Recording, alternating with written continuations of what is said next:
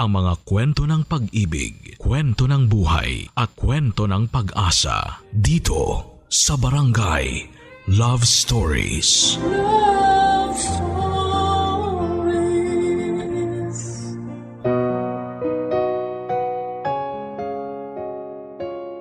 Pinagtatagpo ang mga taong nag-iibigan sa iba't ibang paraan. Sabi nila ay tadhana raw ang gumagawa ng paraan para makilala natin ang taong itinakda para sa atin. Ngunit hindi tadhana ang magbibigay ng perpektong pag-ibig, kundi ito lamang ang maghahatid sa atin sa taong kaya tayong mahalin kahit na hindi tayo perpekto.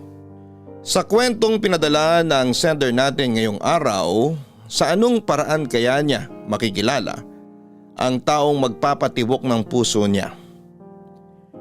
Pakinggan ang kwento ni Raya dito sa mga kwento ng pag-ibig, buhay at pag-asa sa nangungunang Barangay Love Stories.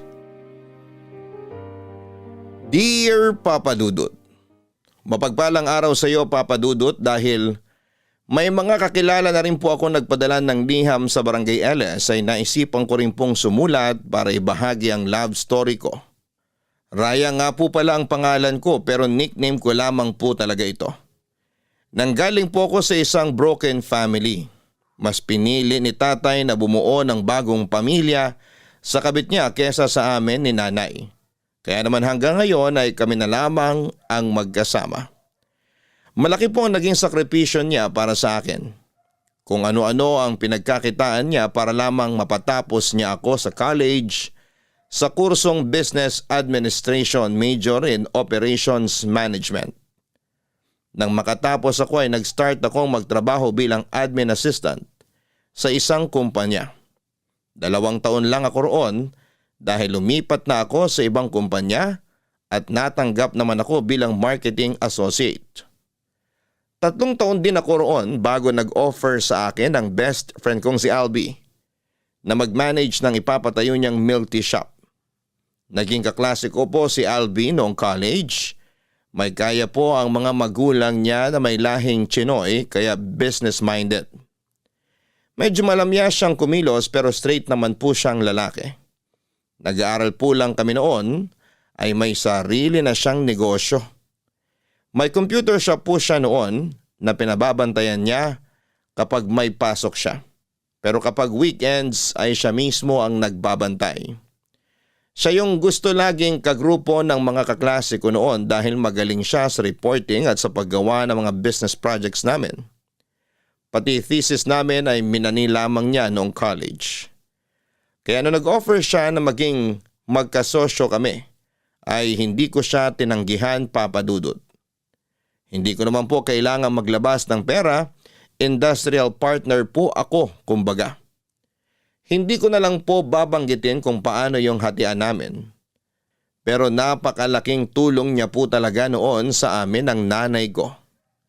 Nakaipon ako paunti-unti hanggang sa maipaayos ko na yung bahay namin. Tumaas ang sales namin noong pandemic, kumuha kami ng 2 staff sa milk tea shop para may katulong na ako roon.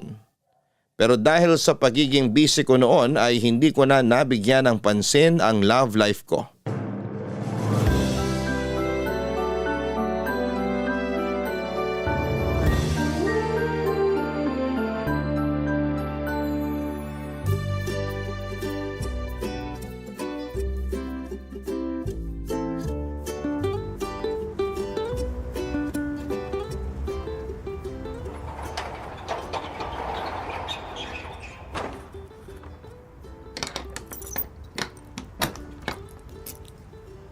Ay, salamat. Makakatulog na rin ako. Tulog agad? Uuwi ka pa nga lang? Ganun na rin yun. Konting oras na lang naman eh. Ikaw, ba't nandito ka? Nagtanong pa to. Siyempre, 2 tayong may-ari nitong milk tea shop. Gusto ko lang bisitahin kapag may libreng oras pa ako. Huwag kang mag-alala. Hindi ko naman pababayaan to, no? May sinabi ba ako? Wala. Wala naman pala eh. Halika na, ihatid na kita sa inyo. Bakit ba kasi sinusundo mo pa ako? Kaya ko naman mag-commute pa uwi. Sasakay ka o kakalbuin ako ni tita? Takot ka pala kay mama eh. Siyempre naman, hinabilin ka niya sa akin. Anong hinabilin? Hoy, hindi pa namamaalam nanay ko ah. Kumain ka na ba? Mukhang gutom ka eh. Pangit mong kausap, parang tanga. Eh ba't ang sungit mo? Wala, halika na, sumakay ka na. Eto na nga boss, sasakay na.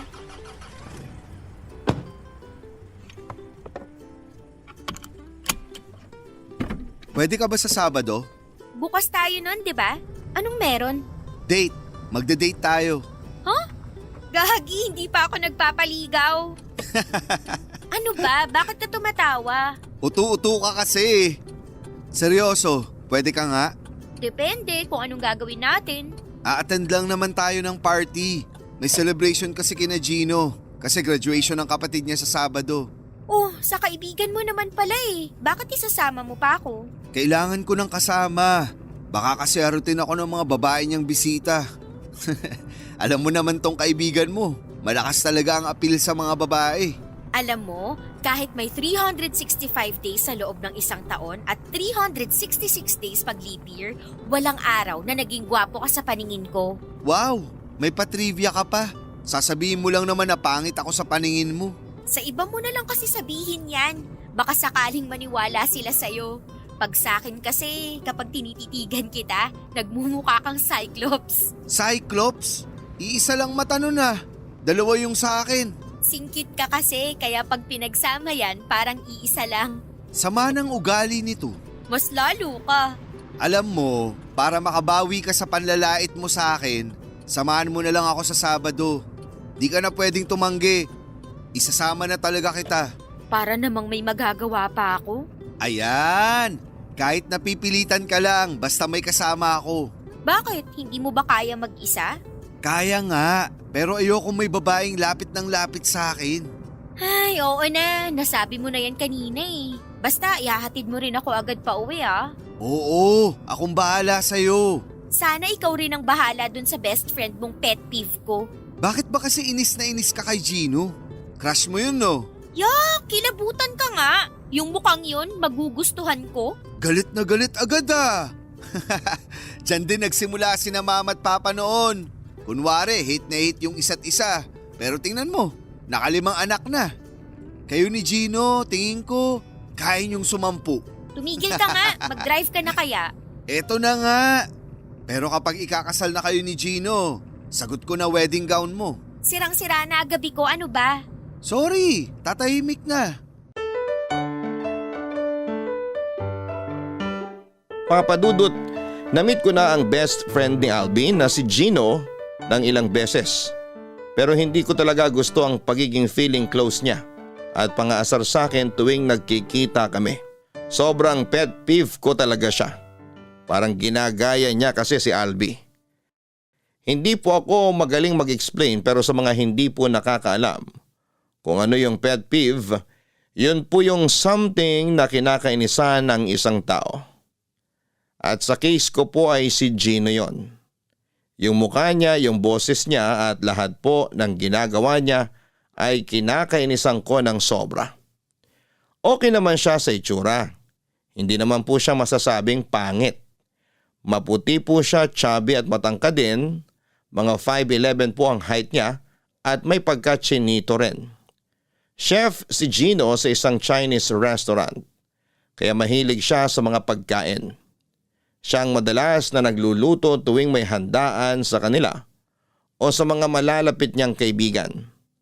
Mabait naman po siya pero saksakan lang ng pagka-playboy. Nakaka-turn off yung ganon para sa akin.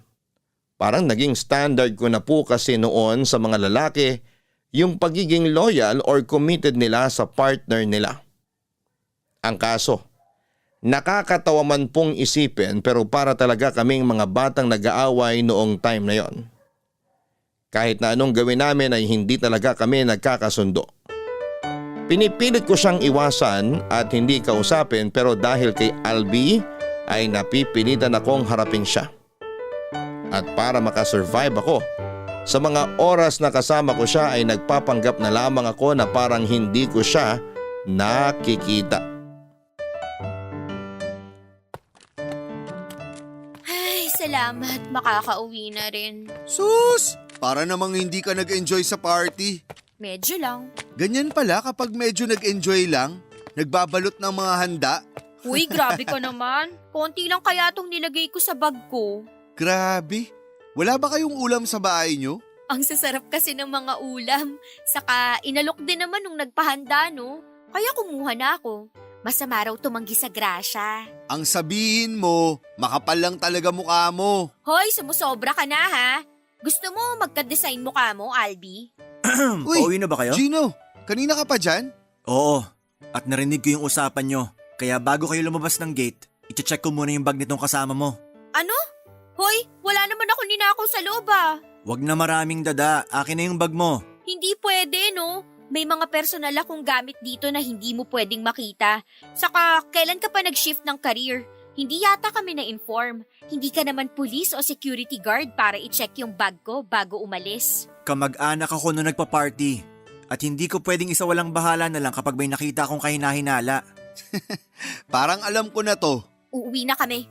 Tara na nga, Albi. Yung bag mo. I-check ko lang tapos pwede na kayong umalis. Ayoko! Ay nako, alam kong mamaya pa kayo matatapos sa bardagulan nyo. Exit na muna ako. Raya, sa kotse na muna ako. Hintayin na lang kita doon. Teka, hindi mo man lang ba ako tutulungan dito? Baka nga si Gino pa mangailangan ng tulong eh. Sige na, punta na ako sa parking. O ayan, umalis na si Albi. Akin na bag mo. Titingnan ko lang kung anong laman. Bitawan mo yung bag ko! Sabi na eh, ang dami mong binalot na ulam. Naka-plastic pa lahat ha. Patago mo bang binalot mga to? Excuse me, inalok ako ng tita mo, no? Kaya kada alok nagbabalot ka? Wala ba kayong ulam? Meron, pero gusto ko lang mag-uwi. Bakit ba? Krimen ba yun? Hindi naman. Pero may tanong ako, masarap ba yung mga ulam kaya ka nagbalot? Malamang, iuuwi ko ba yung mga yan kung hindi masarap?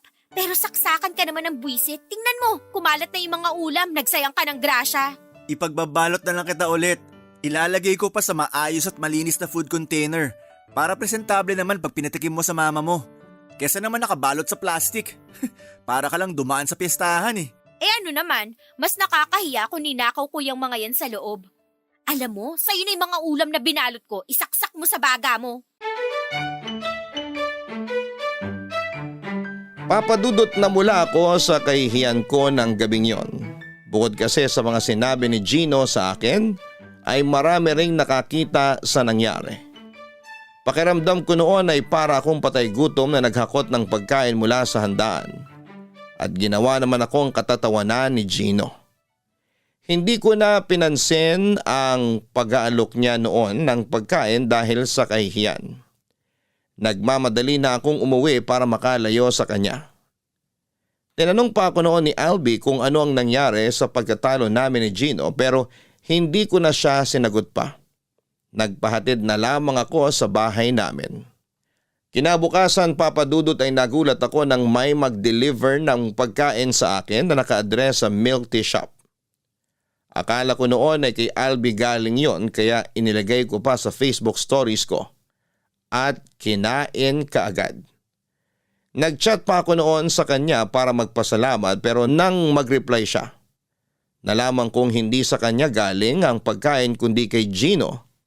Kaya sising-sisi ako.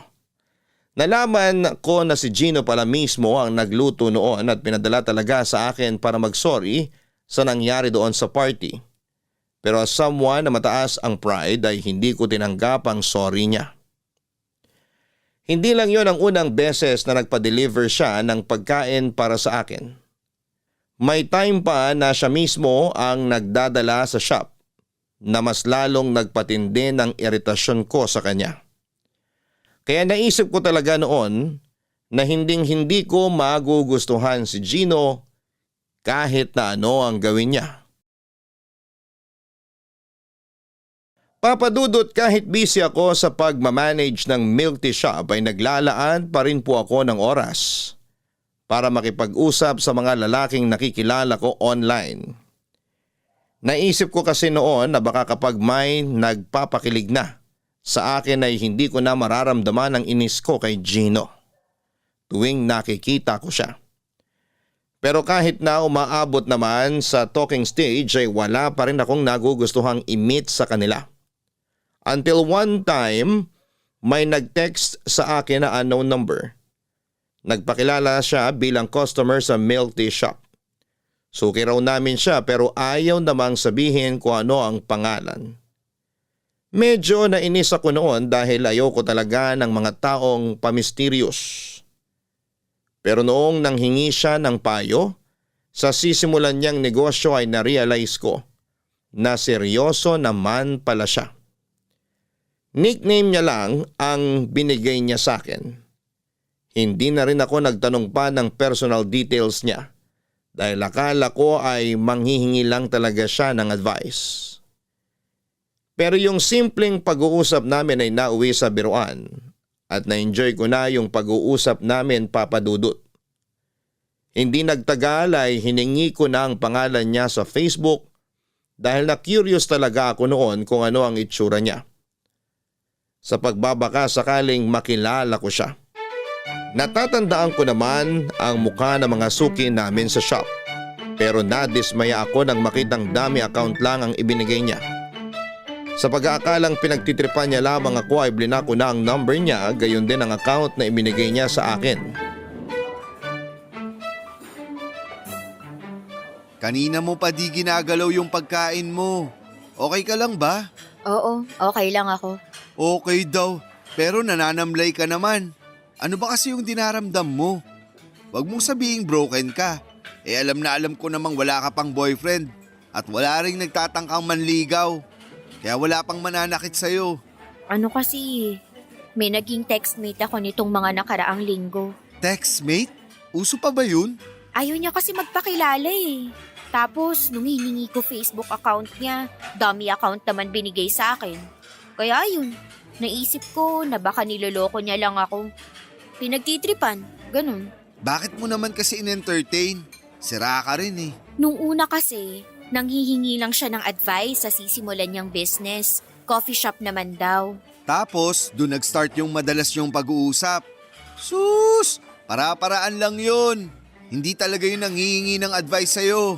Gusto niyang makipag-usap at kumagat ka naman. Binlock ko na siya, no?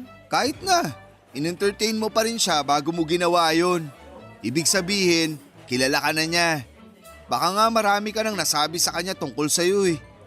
Saka yung pagtatanong niya tungkol sa business, paano kung nagmamanman na pala siya? Mamaya magnanakaw na pala yung nakakausap mo. Binubudol ka na, hindi mo pa alam. Ang OA mo. Ganun ba kabobo tingin mo sa akin? Kalma! Hindi naman ako nakikipag-away sa'yo. Masyado kang mainit. Hi guys! Anong ginagawa rito ng maligno na yan? In-invite ako ni Albi. In-invite mo yan? Tapos hindi mo man lang ako sinabihan. Sorry na. Alam ko naman kasing hindi ka papayag eh. Naisip ko lang naman na baka ito na yung tamang oras para magkaayos kayo. Paano naman kami magkakaayos? Yang mukhang yan, hindi nga mukhang sincere eh.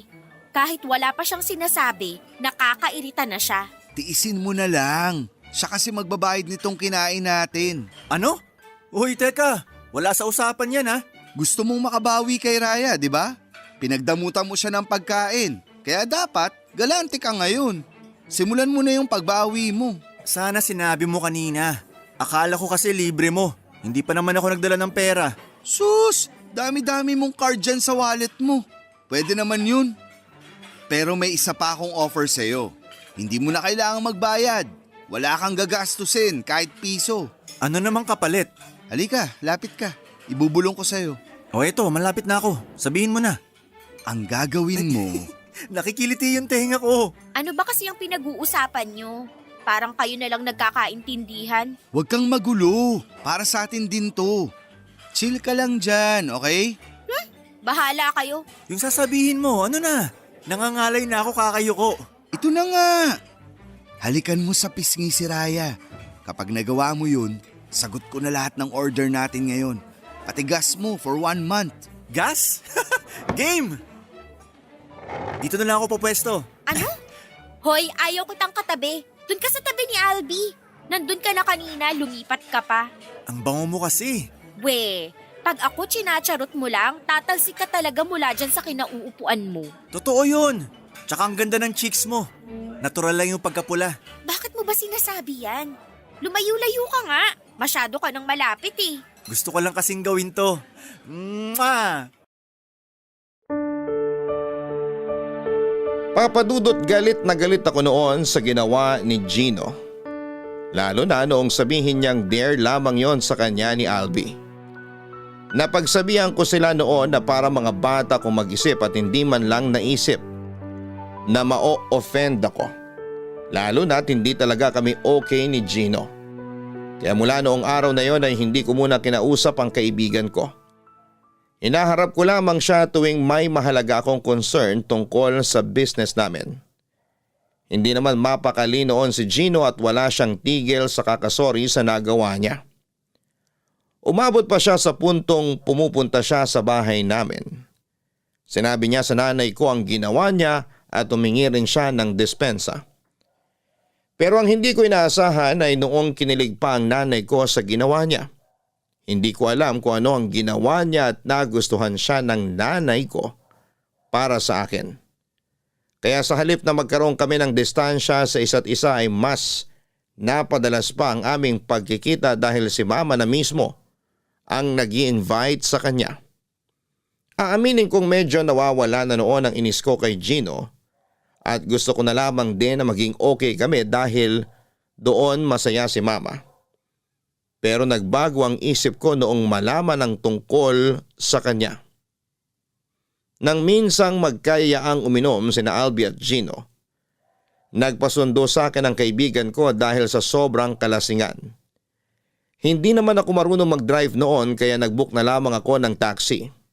Pinuntahan ko siya sa bar na sinasabi niya. Hindi na rin daw kayang mag-drive ni Gino kaya hindi sila makauwi. Naabutan ko sila na pareho nang nakasubsob sa mesa.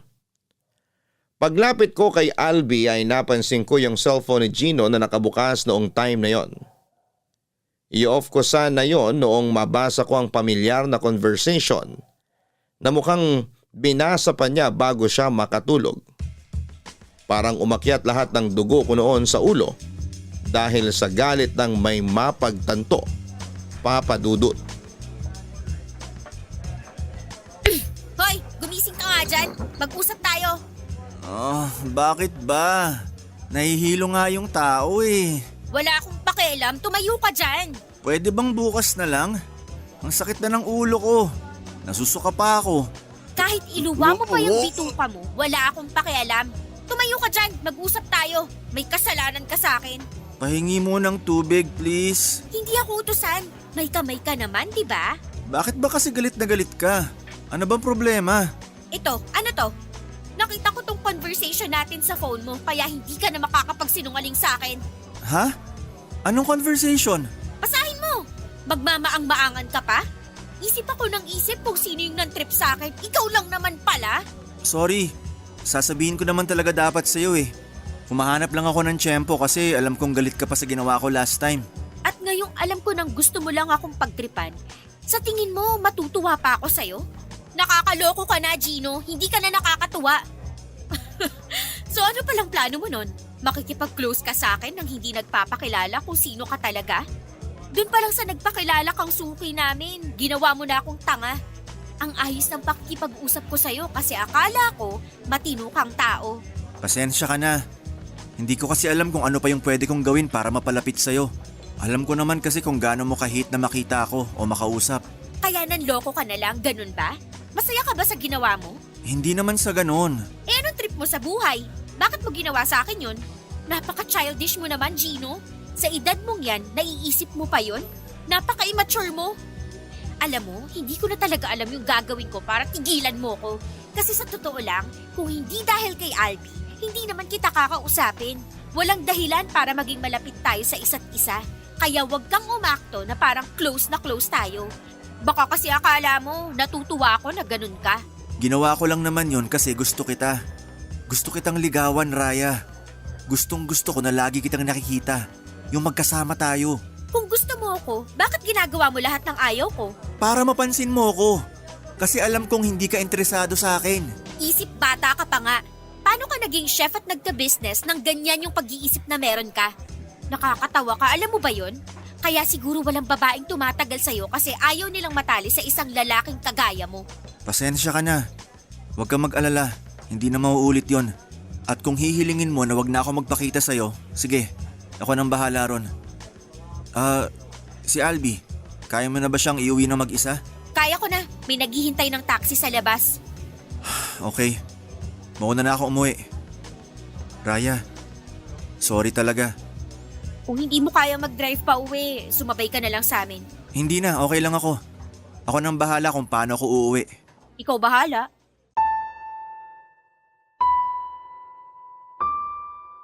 Papadudot walang kalam-alam si Albi sa naging pagtatalo namin noon ni Gino dahil sa kalasingan niya.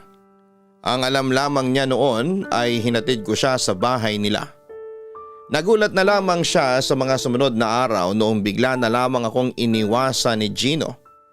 Napansin niya yon dahil every Saturday po talaga ng gabi tumatambay si Gino sa shop namin. At noong time na yon ay hindi talaga pumunta si Gino kahit na anong pilit sa kanya ni Albi.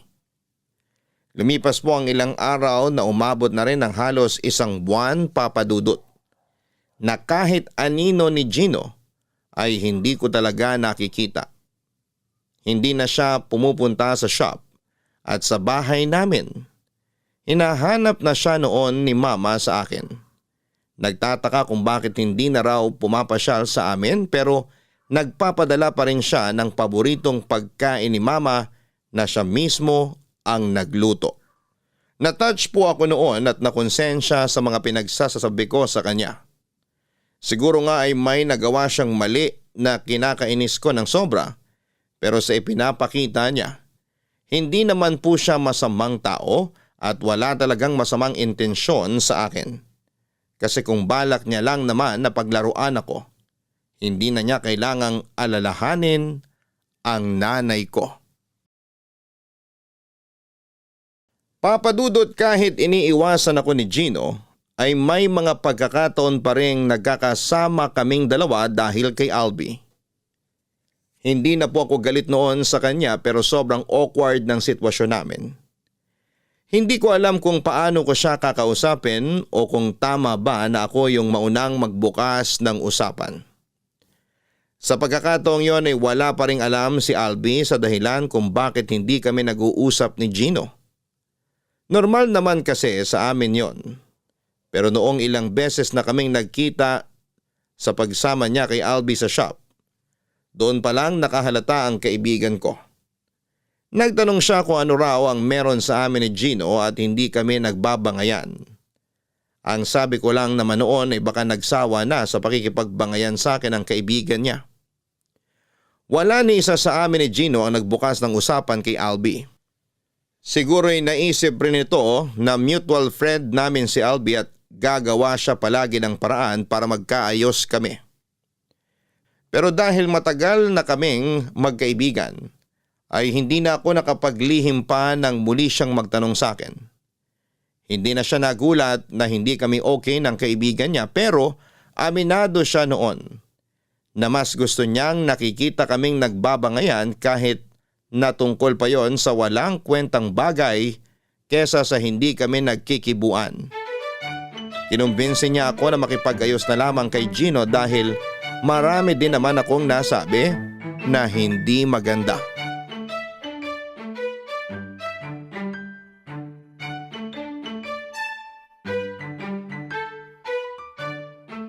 Ginawa talaga ni Gino yun? Sa laki niyang yun, natorpe sa'yo? Ibang klase ka, Raya. Ewan ko. Baka naman kasi trip niya lang talaga akong paglaruan gaya ng ginagawa niya sa mga babaeng dumaan sa kanya. Tingin ko naman hindi. Oo, alam kong palikero siya. Dami kasing nabibiktima ng pagkachinito niya. Pero hindi naman siya aabot sa puntong paglalaruan ka niya. Kasi para sa naman yun? Para magkaroon siya ng katatawanan. Ang childish naman nun. So anong ibig mong sabihin? Gusto niya lang talaga ako at nagpapapansin kaya niya ginagawa yun? Nakuha mo. Yun na yun. Grabe naman. Parang bata pa rin siya sa ideya niyang yun. Ano siya, elementary student na nang-aasar ng crush niya para pansinin siya? Alam mo kasi, wala naman sanang masama ron. Kasi hindi lang naman siya yung lalaking gumagamit ng ganong style para mapansin ng babaeng nagugustuhan nila. KJ ka lang. Isip mo kasi pang lola na. Tingnan mo buhok mo, namumuti na rin. Aray! Ganyan ba yung mature? Hilig mong manakit. Bakit kasi kamping-kampi ka sa lalaking yun? Kasi kaibigan ko rin siya. Kaibigan mo rin naman ako ah. Kaya nga, kaya hindi pwedeng sa'yo lang ako kakampi. Lugi naman si Gino. Saka mas galante yun kesa sa'yo. Ah, ganun. Kung saan ka mas makikinabang, dun ka. Eh di magsama kayong dalawa. Arte talaga ng babaeng to. Alam mo, sa sobrang pikunin mo, wala na talagang magtatangkang manligaw sa'yo. Buti nga, nagkagusto pa sa'yo si Gino. Siya pa nga ata lugi sa'yo tapos choosy ka pa. Paano naman siya naging lugi sa akin? Ang tinutinu ko kaya, kumpara naman sa kanya na ang dami ng naging babae. Maniwala ka man o hindi, matagal na siyang tumigil sa pagpapalit-palit niya ng babae. Paano ka naman nakakasiguro? Nakikita mo ba ginagawa niya 24/7? Kung nakikita ko siya 24/7, kinukwento ko na sana sa'yo kung ilang pack abs niya. Anong abs? Baka tabs. Uy, body shamer! Nagsasabi lang naman ako ng totoo. Wala naman talaga siyang abs eh. Chubby siya pero hindi ko naman nilalait yung pagiging mataba niya. Bagay naman sa kanya yung ganong katawan. Sa madaling salita, nagagwapuhan ka kay Gino. Hindi kaya. Ganyan na ganyan daw lola ko noon. Tapos ang ending, patay na patay kay lolo. Bakit ba lagi mo na lang akong kinukumpara sa lola mo? Magkaiba kami ng ira, okay? Magkaiba nga, kasi nasa ira ka ng marurupok. Wow, para namang ang tibay mo, Albi. Sino na nga yung nagpakalunod sa alak nung iniwan ng girlfriend? Tapos ayaw kumain ng ilang araw? Gusto pa ngang tumalon sa tulay na 3 feet lang naman yung taas eh. Grabe, sana na-record ko lahat yon para may pinagtatawanan ako every time na bumabanat ka ng ganyan. Alam mo minsan, mas maganda kung di ka na lang nagsasalita. Kuwang-kuwa mo pik ako eh. Sino ba nauna? Nagkakaganyan ka lang naman kasi mahal ka na ni Gino. Dapat nga, pa-demure na atake mo ngayon. Kasi may nagkakagusto na sa'yo. Yak!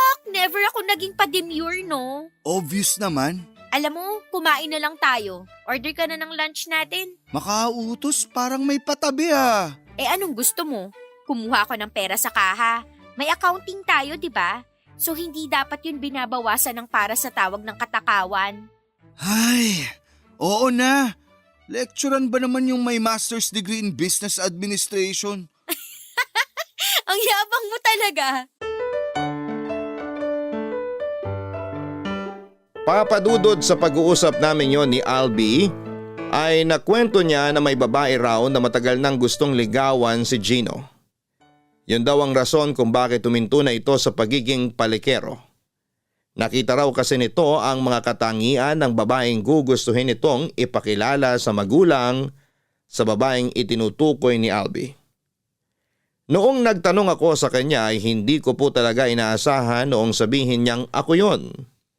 Hindi ko alam kung anong nakita sa akin ni Gino para magpakatino ito ng ganon. Mula noong nalaman niya ang dahilan nang iwasan namin ang kaibigan niya, palagi na siyang gumagawa ng paraan para madalas kaming magkasama.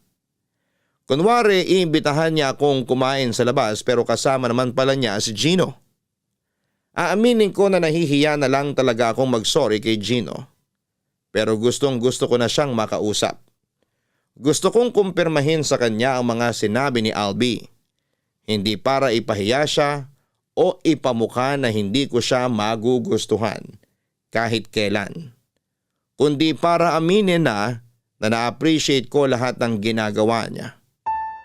Pero parang universe na po talaga ang gumagawa ng paraan noon para magkausap kami. Noong pumunta kami sa birthday ni Albi ay nagkaroon ako ng lakas ng loob na kausapin siya noong medyo nakakainom na ako. Gino. Uy, Gino, pansinin mo naman ako. Bakit ba? Pwede ba akong makisabay? O kaya hatid mo na lang ako sa bahay. Kapal ng mukha ako, no? Sigurado ka? Baka naman lasing ka lang. Oo, medyo nakainom nga ako. Kaya nga, natatakot ako mag-commute. Medyo nahihilo na ako.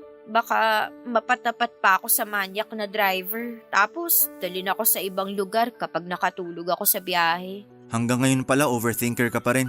Ganun na nga. Pasensya ka na ah. Wala kasi akong ibang malapitan. Si Albi, tulog na sa kalasingan kaya hindi niya na ako mahahatid pa uwi. Hindi ako nagdala ng kotse. Big bike yung dala ko. Kaya mo ba sumakay ron? Oh, kaya ko naman. Sigurado ka? Sabi mo nahihilo ka, di ba? Baka mahulog ka pa.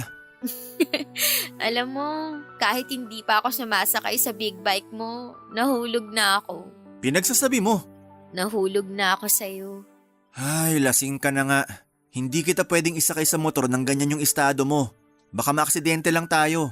Baka naman mga chicks mo lang talaga pinapayagan mong sumakay sa big bike mo. Wala pa akong pinapasakay na babae sa motor ko. Sorry. Sige, mag-aabang na lang ako ng taxi. Akala ko ba natatakot ka mag-commute ng lasing? Tatawagan ko na lang si Mama habang nasa biyahe ako. Kailangan ko rin kasing makauwi. Wala siyang kasama sa bahay eh. Huwag mo na siyang tawagan. Baka masira pa tulog niya. Oo nga no. Ay, sasamahan na lang kita mag-commute. Ha? Wag na. May sasakyan ka naman pa uwi tapos magko-commute ka pa. Sasamahan na kita pa uwi. Pero Huwag na matigas ulo mo, Raya. Nakainom ka kaya hindi ka pwedeng bumiyahe na mag-isa. bakit ikaw? Hindi ka ba uminom kanina? Hindi ako uminom kasi wala maghahatid sa akin pa uwi. Naantok na ako. Sandali, magbubook na lang ako ng taxi. Mag-abang na lang tayo ng dadaan dito. Sure ka? Oh, Lapit ka konti. ha? Sumandal ka na lang sa akin habang naghihintay. Inaantok ka na, di ba? Wag na, nakakahiya. Halika na. Hindi mo naman ako kailangang hilahin. Lalapit naman ako eh. Shh. Sumandal ka na lang sa braso ko.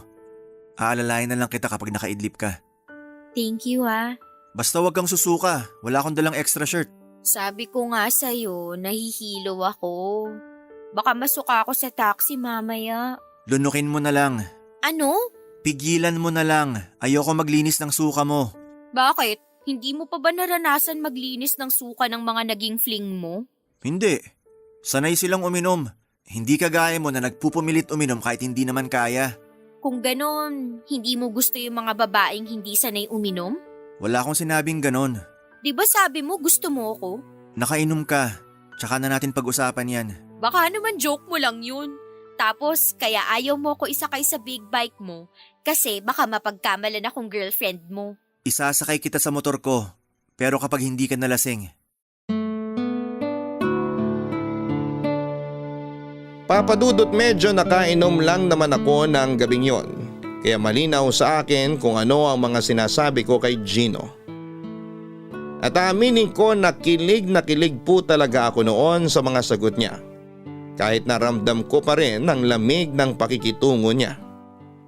Nakasandal lang ako sa kanya habang naghihintay kami ng daraang taxi. Mga 10 minutes po kaming nakatayo roon bago kami nakasakay. Ang nakakahiya pa noon, Papadudot, ay nakatulog ako sa biyahe nang nakayakap sa braso niya. Pagdating namin sa bahay, nagpaalam pa si Gino kung pwede siyang pumasok at magstay muna roon sandali. Pumayag naman po ako. Pero sa halip na siya yung asikasuhin ko dahil bisita siya roon, ay kabaliktaran pa ang nangyari. Dahil doon ay inabot na siya ng madaling araw sa bahay namin kaya nag-offer na ako na doon na lamang siya matulog. Nagulat po ako noong hindi siya tumanggi, Papadudot. Sa sala siya natulog at wala siyang kaarte-arteng umiga sa sofa. Kahit na alam kong hindi siya komportable roon dahil sa height niya. Kinabukasan ay hindi ko po napaghandaan ang panunukso sa amin ni Mama. Akala niya po kasi ay kami na ni Gino. Natawa na lamang po noon si Gino sa mga pinagsasabi ng nanay ko. Samantalang hiyang-hiya naman ako sa kanya nang magpaalam na siya para umuwi. Nag-chat siya sa akin at sinabing mag-uusap daw kami kapag maayos na ang pakiramdam ko.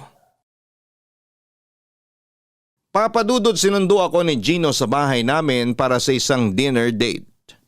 Dinala niya pa ako sa Chinese restaurant kung saan siya nagtatrabaho. Nagulat ako noong ipinakilala niya ako sa mga katrabaho niya roon bilang someone special sa buhay niya. Ewan ko ba, Papadudot, pero wala po talagang mapaglagyan ang kilig ko ng gabing yon. Doon na rin kami kumain, nagpa-reserve siya ng table para sa aming dalawa sa rooftop ng restaurant. Siya ang nagluto ng mga kinain namin ng gabing yon. At ang mas nakakatuwa pa ay hindi niya nakalimutan yung dadalhin niya para kay mama. Mula noong mangyari ang dinner date namin ay parang bulang naglaho ang inis na nararamdaman ko para kay Gino. Mula sa pagiging pet peeve, siya na yung naging favorite person ko. Gaya ng dati, walang kaalam-alam si Albi na okay na kaming dalawa.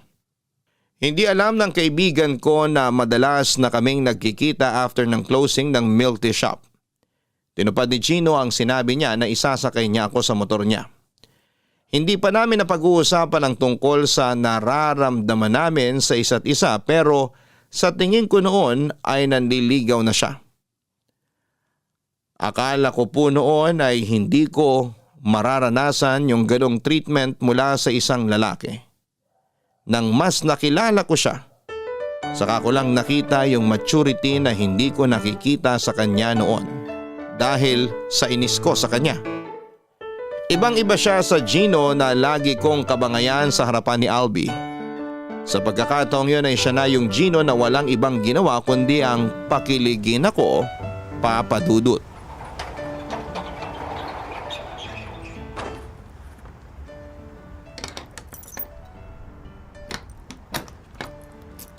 Ayan, naisara ko na. Thanks. So, pwede na ba tayong mag-date? O magpapaalam pa tayo sa business partner mo? Bakit naman ako magpapaalam sa kanya? Walang pakialam sa love life ko yun, no? Akala mo lang wala, pero meron. Sige na, oo na. Meron na akong meron. Saan mo nga pala gusto pumunta mamaya? Pwedeng sa bahay na lang muna. Bakit naman? Marami naman tayong pwedeng pasyalan. Alam mo naman si Mama, hindi siya sanay na hindi kami sabay kumakain ng hapunan. Baka magtampo sa akin yun. Walang magtatampo ngayong gabing to. Doon na lang tayo mag-dinner sa inyo. Makikikain ako. Talaga? Oo naman. Mas masaya yun. Ano, tara na? Ano to? Bakit kayo magka-holding hands? Albi, nandyan ka pala. Oo, kanina ko pa nga kayo nakikita bago ako bumaba ng kotse. Anong meron? Kayo na ba? Bakit hindi ko alam? Hoy, teka lang. Kumalma ka naman sa pagtatanong. Isa-isa lang. Pare, kung ano yung iniisip mo, tama yun. Pero paano? Saka kailan pa naging kayo? Last week lang. Last week pa? Tapos di nyo man lang sinabi sa akin? Nakakasama ng loob ah. Arte mo, Albi. Sasabihin naman namin sa iyo eh. Pero alam naming OA ka, kaya late na lang sana namin sasabihin. Pasensya na pare. Baka kasi masira diskarte ko kapag sinabi ko agad yung plano ko. Bakit? Anong tingin nyo sa akin? Malas? Huwag ka na magtampo. Kiss ka na lang namin. Kung nakikita mo lang yung reaksyon mo ngayon, matatawa ka talaga. Gulat na gulat ka eh. Sino namang hindi magugulat? Nung huling kita nating tatlo, hindi kayo nagpapansinan. Sinabi mo sa akin yung dahilan, di ba? Tapos ngayon, biglang kayo na? Wow! Di ko na kasi afford na magpabagal-bagal pare. Baka maunahan pa ako ng iba. Sino namang mauuna sa'yo? Wala namang nagkakagusto dyan sa jowa mo. Pasmado talaga yung bibig mo eh, no? Alam ko namang hinihintay niya rin ako naman ligaw sa kanya. Hoy, kapal mo! Anong hinihintay? Joke lang. Ito naman parang di ko mahal. Gagi! Ang cringe pala marinig yan mula sa inyo. Parang mas okay yung nagbabangayan kayo kaysa sa sweet kayo sa isa't isa. Pero mas okay kung pipikit ka na lang pare. Wala kang jowa eh. Ang yabang nyo, maghiwalay din kayo. Magkakajowa ka rin pare. Ipagdarasal namin ni Raya. Huwag ka kasing babanat nang magbabackfire din sa'yo. Isa ka pa, kinilig ka lang, nagbago ka na. Huwag ka na magtampo, hahanapan ka namin. Hindi pa ako ganun ka-hopeless para magpahanap. Arte mo. Hayaan mo na yan si Albi. Mas masaya siya mamboso ng mga babae sa club. Yak! Ginagawa mo yun? Sige, maniwala ka dyan sa boyfriend mo. Friendship over na tayo. Kala ko naman totoo na. Ay, nakakapanibago talaga kayo. Lalo ka na, Raya. Parang hindi pa ako sanay na makita kang isa ng ganap na ina. Ina agad? Kasasagot ko lang kay Gino. Dun din punta nun. Basta, ninong ako ah. Saan? Sa kasal? Sira ulo. Alam nyo guys, mabuti pa, sumama na kayo pareho sa bahay. Doon na tayo mag-dinner. Sa wakas, may nasabi ka ring matino. Papadudot, hindi na ako nakatanggi nang paaminin ako ni Albi sa totoong namamagitan sa amin ni Gino. Suportado naman niya ang relasyon namin. Mabuti na rin daw yon dahil nagtinuna ang kaibigan niya mula noong matipuhan ako. May mga kakilala ako na nagsasabing nangihinayang sila dahil akala nila ay kami talaga ni Albi ang magkakatuluyan. Bagay daw kasi kami. Pero ang sagot ko naman lagi sa kanila, hindi talaga lumalampas sa pagkakaibigan ang namamagitan sa aming dalawa. Hindi ko po alam kung uso rin yung platonic friendship sa iba, pero ganon yung meron kami ni Albi. Nung ipinakilala ko na si Gino kay Mama bilang boyfriend ko ay nakuha namin ng buong buo ang basbas niya. Botong-boto siya kay Gino, parang nakikita niya raw po kasi sa boyfriend ko si Papa noong binata pa. Makulit at palabiro, pero gentleman at malambot ang puso. Medyo nanibago po ako noong mga unang buwan namin ni Gino, pero sa katagalan ay nasanay na rin ako at unti-unti nang nag-sink in sa akin na boyfriend ko talaga siya. Ang naging problema lang namin noon ay yung dating naging fling ni Gino na nakakita sa amin habang nagde-date. Akala noong babae ay single pa siya, kaya harap-harapan siya nitong nilandi. Muntik na kaming mag-iskandalo sa restaurant na kinakainan namin. Mabuti na lamang napigilan ako ni Gino at sinabi kaagad doon sa babae na may karelasyon na siya at ako yon. Blooming ka ngayon ah. Ay talaga, thank you. Pero mandirigma pa rin amoy ng kilikili sa tanghali. Dagdag mo pa yung utot mong parang ulam na nabulok ng isang buwan. Hoy, ang kapal mo ah. Regular yung pagdumi ko. Baka sarili mo na yung naaamoy mo. Nakakalimutan mo yatang yung bibig malapit sa ilong.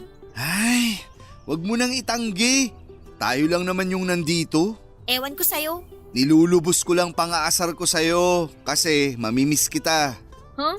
Bakit mo naman ako mamimiss? Aalis ka ba? Siyempre may boyfriend ka na. Kailangan na nating mag-set ng limitation sa isa't isa. Bilang respeto kay Gino. Hoy, ang OA mo. Hindi naman nagsiselo sa atin yun. Saka alam naman yung magkaibigan na tayo dati pa. Alam ko. Pero mas maganda pa rin yung ako na mismo ang magkukusa. Hindi naman kita lalayuan. Medyo babawasan lang yung harutan. Lalo na kapag kasama natin siya. Kahit naman hindi siya nagsasabi, imposibleng hindi nakakaramdam ng selos yun kahit konti. Grabe ah, hindi ako sanay na ganyan ka kaseryoso. Feeling ko ibang Albi yung kausap ko. Andiyan na pala siya.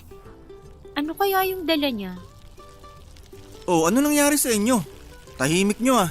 Nagmisa ba naman tong kaibigan mo? Uy, kaibigan mo rin ako. Naging kayo lang ni Gino, parang iba na trato mo sa akin ah. Feeling ka talaga no? Tama na yan. Eto, ice cream na lang binili ko. Saan ka bumili? Diyan lang sa tindahan sa malapit. Tinamad na ako lumayo eh. Naghahanap nga ako na nagtitinda ng kwek-kwek kaso wala naman. Kay Albi nga pala yung vanilla. Sa'yo yung cookies and cream. Aba, alam na alam mo na favorite flavor ko ha? Pwede ba namang hindi? Kinakabisa ko na nga lahat para alam ko kung anong pagkain bibilin ko kapag nagtampo ka sa akin. Nakakaubo pala tong ice cream kahit di pa nakakain. Magkaka-TV ka pa niyan kapag single ka pa rin next month. Huwag kasi kayo maglampungan sa harapan ko. Usap pa lang yun, hindi pa lampungan. Pero wag ka mag-alala, hindi talaga namin yun gagawin sa harap mo. Sa likod mo lang. Ang weird talaga. Parang hindi na ata ako masasanay na nagkakasundo kayo.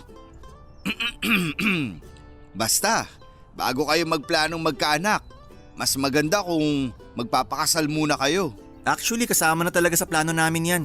Bakit? Nag-propose ka na ba? Hindi pa. Hina mo naman pare. Galawin mo na yung baso. Kung kailangan mo ng tulong ko, sabihan mo lang ako. Anong pinag-uusapan nyo? Bakit ayaw nyong iparinig sa akin? SPG ba yan? Oo, bawal sa bata. Baka bawal sa isip bata. May sinasabi kasi si Albi tungkol sa'yo. Ano na namang kinukwento ng lalaking yan? Nagkagusto ka raw sa kanya dati, bago pa naging tayo. Oo, patay na patay sa akin yan si Raya. Kaya nga di nagkaka-boyfriend eh. Ang kapal talaga! Sa tagal nating magkakilala, kahit minsan hindi ako na-attract sa'yo, no? Sakit ah. Ganun ba ako kapangit sa paningin mo? Cute niyong magkuya. Hindi yan papasa bilang kapatid ko. Height pa lang, wala na. Guys, yung nagtitinda ng kwek-kwek! Nasaan? Wala pa. Ano, taggutom? PG kayong dalawa, ah. Papadudot kahit naglagay na kami ni Alvin ng limitasyon sa pagkakaibigan namin ay hindi naman nabawasan yung bond na meron kami. Hindi rin naman naging issue kay Gino ang pagiging malapit namin sa isa't isa. Dahil alam niya kung gaano sila katagal magkaibigan ni Albi ay ganon din kaming dalawa. Sa ngayon, Papadudot ay 2 years na kaming kasal ni Gino. May sinimula na rin siyang maliit na business para sa future namin. Hindi ko na lang po i-reveal dito dahil sinisimulan pa lang po talaga yon. Sa maikling panahon na nagkasama kami ni Gino, nakita ko yung dedikasyon niya at pagiging madiskarte niya kahit na lumaki siya sa komportableng buhay. At kahit may Chinese blood po siya, hindi naging hadlang yon sa aming dalawa. Tinanggap ako ng parents niya at ibinigay din nila ang basbas nila sa wedding namin. Hanggang ngayon, ay wala pa rin nagbabago sa amin ni Gino. Kung ano kami noong bago pa lamang kaming magkarelasyon, ganon pa rin kami ngayon. O mas tamang sabihin na mas naging masaya pa kesa noon. Isang malaking patunay na nasa tamang tao na po ako ngayon, Papadudot. Hanggang dito na lamang po ang aking kwento. Thank you so much, Papadudot at sa Barangay LS. God bless po sa inyong istasyon. Ang inyong forever kapuso at kabarangay, Raya. Mga kabarangay, walang perpektong tao para mahalin. Matuto tayong tanggapin kung sino ang pinagkaloob sa atin. Sa unang bahagi ng kwento ni Raya, hindi sila nagkakasundo ni Gino at hindi nila gusto ang isa't isa. Pero hindi niya alam, lihim na pala siyang hinahangaan ng taong kinakainisan niya ng sobra. Bagamat nagsimula sila sa bangayan at hindi pagkakaunawaan ay nauwi pa rin naman sila sa magandang samahan. Ang love story nilang dalawa ay isa sa mga patunay na hindi lahat ng magandang relasyon ay nagsisimula kaagad sa kilig at masayang ligawan. Minsan kasi, yung hindi pagkakaunawaan pa mismo ang nagiging tulay para mas magkaintindihan ang dalawang taong nagmamahalan. Hanggang sa muli, ako po ang inyong si Papadudot sa mga kwento ng pag-ibig, buhay at pag-asa. Sa Barangay Love Stories number 1. Barangay Love Stories. Barangay Love Stories. Nakakaantig naman talaga ang ating kwento. Ikaw ba, kabarangay? Nakarelate ka ba sa story natin ngayon? Kwentuhan naman tayo dito sa comment section.